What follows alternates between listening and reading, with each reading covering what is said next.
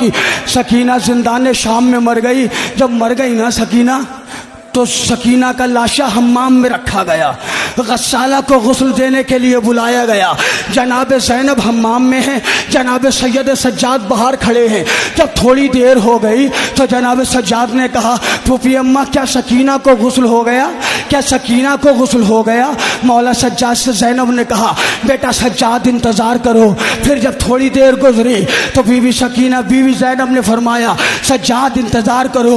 پھر تھوڑی دیر کے بعد جناب سجاد نے کہا پھوپھی اماں کیا میری سکینہ کو غسل ہو گیا؟ زینب کی آواز آئی بیٹا انتظار کرو. ایک مرتبہ سر کو پیٹتی ہوئی غسالہ حمام سے باہر نکلی. کہنے لگی مولا کیا اس بچی کو کوئی بیماری تھی؟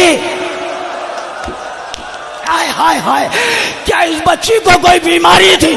سجاد نے کہا غسالہ ایسا نہ کہے, میری سکینہ کو کوئی بیماری نہیں تھی. مگر غسالہ بات کیا ہے, بات تو بتا. غسالہ کہتی مولا جب کرتا اٹھاتی ہو بدن کی کھا کرتے میں چپک کے آتی ہے. سجاد نے کبھی بار نہ تھے اتنے تازیانے مارے اسی کرتے میں